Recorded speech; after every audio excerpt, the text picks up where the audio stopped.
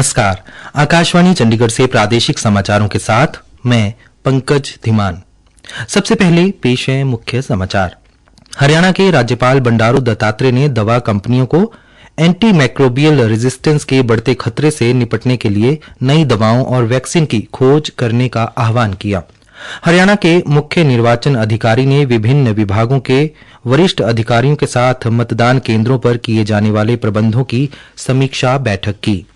हरियाणा के मुख्य निर्वाचन अधिकारी ने कहा कि प्रिंटिंग प्रेस को छपाई के तुरंत बाद 4-4 प्रतियां जिलाधीश के कार्यालय में जमा करवानी होंगी। प्रदेश भर में आगामी लोकसभा चुनावों के मद्देनजर विभिन्न जिला निर्वाचन अधिकारियों ने चुनाव की तैयारियों को लेकर समीक्षा बैठकें की और कुरुक्षेत्र विश्वविद्यालय ने देश के 4 वैज्ञानिकों को राजीव गोयल पुरस्कार देने की घोषणा की।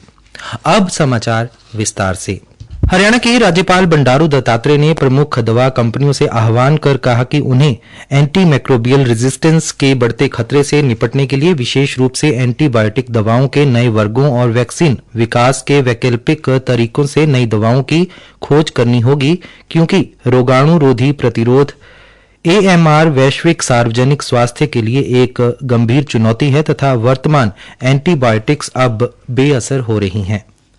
राज्यपाल आज नई दिल्ली में एंटी मैक्रोबियल रेजिस्टेंस यानी रोगाणुरोधी प्रतिरोध, नवीन औषधि खोज और वैक्सीन विकास चुनौतियां और अवसर पर आयोजित तीसरे अंतर्राष्ट्रीय सम्मेलन में वैज्ञानिकों को संबोधित कर रहे थे। राज्यपाल ने कहा कि विश्व स्वास्थ्य संगठन द्वारा AMR को वैश्विक स्वास्थ्य के लिए महत्वपूर्ण खतरों के रूप में चिन्हित किया गया है। अब हमने इसके विरुद्ध समय रहते इस पर कोई कार्रवाई नहीं की तो यह स्थिति कोविड-19 महामारी से भी बदतर हो सकती है। हालांकि इस प्रयास में वैज्ञानिक बाधाओं से लेकर नियामक बाधाओं और आर्थिक विचारों तक कई चुनौतियां हैं।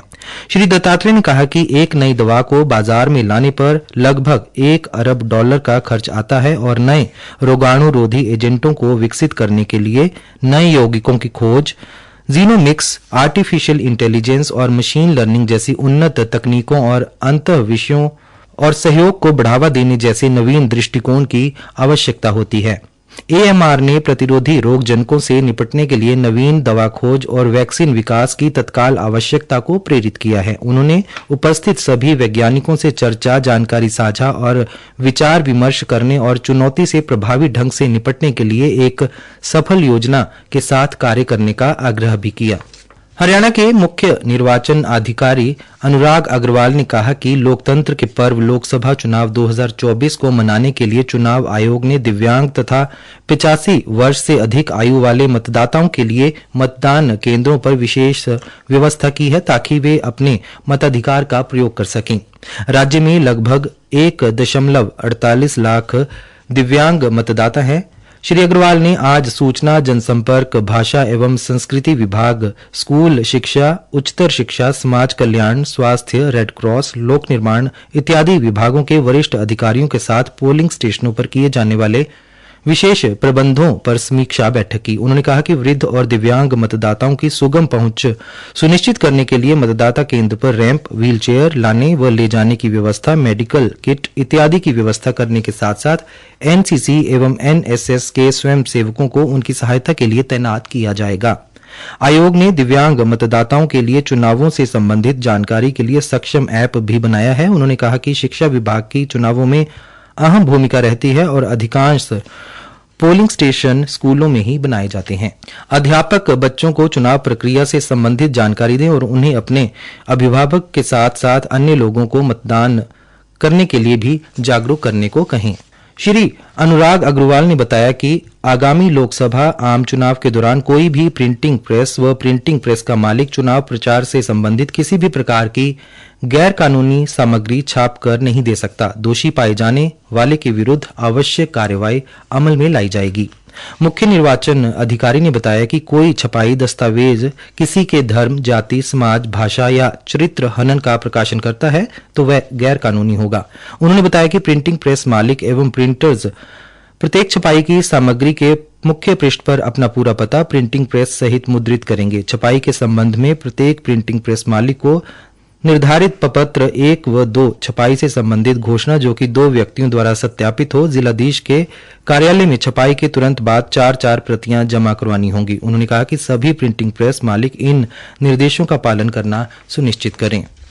प्रादेशिक समाचार आकाशवाणी चंडीगढ़ से प्रसारित किए जा रहे हैं। आगामी लोकसभा चुनावों के मद्देनजर हरियाणा के जिला निर्वाचन अधिकारियों ने चुनाव तैयारियों की समीक्षा बैठकें की।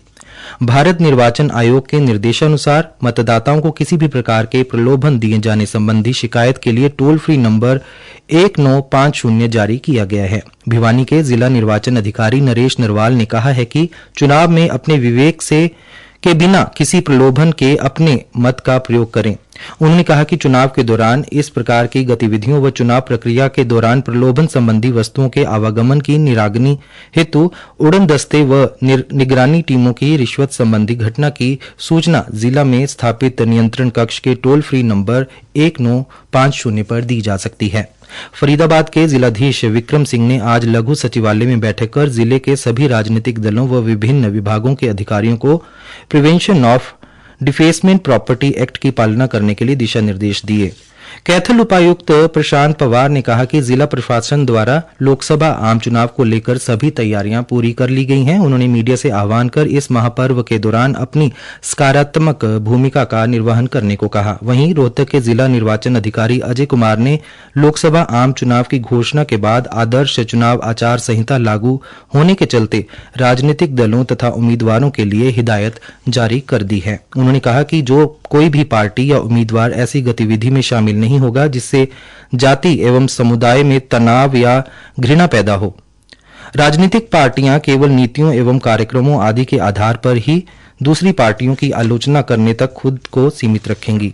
कुरुक्षेत्र विश्वविद्यालय की गोयल अवार्ड कमेटी ने राजीव गोयल पुरस्कार की घोषणा की है।